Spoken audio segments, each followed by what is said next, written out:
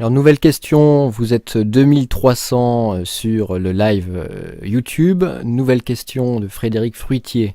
Bonjour Monsieur Asselineau, je souhaite savoir si vous êtes pour ou contre un retour de l'uniforme et si vous êtes pour ou contre la séparation des filles et garçons à l'école. Merci. Alors, cette question sur les uniformes, c'est une question effectivement qui n'est pas sans intérêt. Moi, j'ai un petit avis sur le sujet, j'ose pas trop le dire, mais j'ai vécu au Japon, et dans les pays d'Extrême-Orient, notamment la Corée, le Japon, Taïwan, mais c'est vrai aussi d'ailleurs, je crois, au Vietnam, c'est vrai également en Chine, il y a des uniformes par école, par collège, par lycée, par école primaire. Alors évidemment, c'est un peu surprenant quand on vient d'Europe occidentale, de voir ces uniformes qui donnent l'impression d'une jeunesse un peu enrégimentée. C'est vrai que ça peut donner cette impression, c'est exact. Mais ça n'a pas que des inconvénients. Ça n'a pas que des inconvénients, c'est-à-dire que bon, moi, quand j'étais jeune, il n'y avait pas des uniformes en France. Mais ce qu'il y avait, c'était que, je me rappelle, quand on était à l'école maternelle ou l'école primaire, il y avait des tabliers. Tous les petits garçons, donc c'était des classes séparées, garçons et filles, et on devait avoir des tabliers. Il y avait un avantage à ce système, c'est que ça gommait les classes sociales. Il y a actuellement quelque chose qui est pénible, c'est que dans les cours de récréation des écoles, des collèges, eh bien, c'est un peu la course à qui est-ce qui a la dernière chaussure avec une Nike, Adidas, ou je sais pas quoi, la dernière mode avec une marque de grand renom. Donc c'est devenu une espèce de comment dirais-je, les cours de récréation sont devenus un peu une espèce de foire aux vanités entre celui qui va ou celle qui va afficher le dernier truc à la mode, le dernier t-shirt, la dernière chaussure à la mode, voilà. Et ceci au détriment de qui et de quoi? Eh ben, au détriment des catégories les plus nécessiteuses, les plus pauvres. Voilà. Si un enfant est dans une famille qui n'a pas beaucoup de revenus, il va se sentir à l'école déprécié. Et puis au détriment de quoi? Au détriment de ce qui doit être le vrai élitisme républicain, c'est-à-dire la compétition par le savoir et le travail, et non pas par l'argent des parents. Voilà.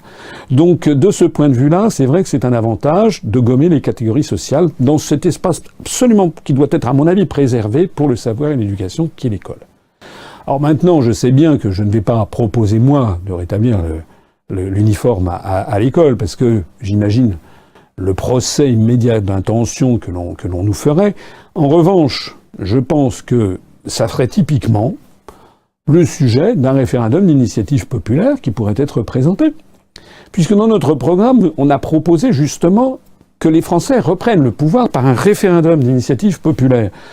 Ce référendum, je rappelle à partir du moment où il y aurait un certain nombre de centaines de milliers de personnes qui auraient déposé en mairie leur volonté que cette question soit posée, ça serait ensuite déféré au Conseil constitutionnel qui vérifierait la constitutionnalité de cette question par rapport à la Constitution. Or, le fait d'obliger les enfants des collèges à porter un uniforme n'est pas, à mon avis, anticonstitutionnel, et donc ça serait posé, puis ensuite ce serait aux Français de trancher ce qu'ils veulent. Ça s'appelle la démocratie. Pareil d'ailleurs pour la séparation des sexes. Bon, là aussi, ça paraît difficile de revenir en arrière. J'ai vu des études qui ont tendance à montrer que, en général, tous les psychologues, les spécialistes du développement cérébral, les spécialistes de la jeunesse, en général, sont d'accord pour constater que le développement intellectuel des jeunes filles, des petites filles et des jeunes filles, est plus précoce que celui des garçons. Elles n'ont pas, statistiquement, bien sûr, en moyenne, le même développement. Et en moyenne, elles sont plus disciplinées et plus ardentes au travail, alors que les garçons, notamment à la puberté, ça part un peu plus dans tous les sens.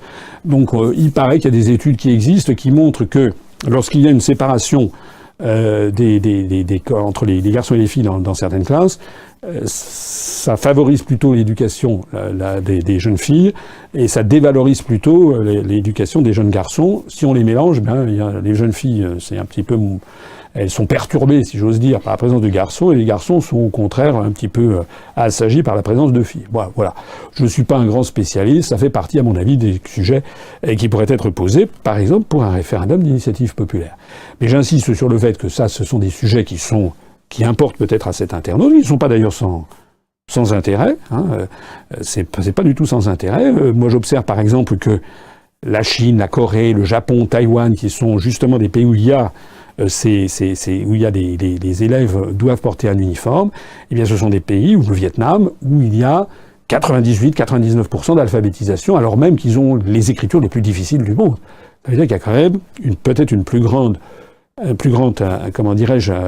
accent porté sur l'enseignement, l'apprentissage du savoir, que sur autre chose. Mais vous avez bien compris que je ne le proposerai pas dans notre programme, parce que nous, notre programme, il est quand même autrement, il a une autre portée. Il s'agit que tous ensemble, on récupère la souveraineté et l'indépendance de la France, c'est-à-dire que à l'UPR sont bienvenus à la fois ceux qui voudraient rétablir des uniformes et ceux qui sont tout à fait contre. Ça ne fait pas partie de notre programme, et puis après il y aura éventuellement un référendum, et puis les Français trancheront.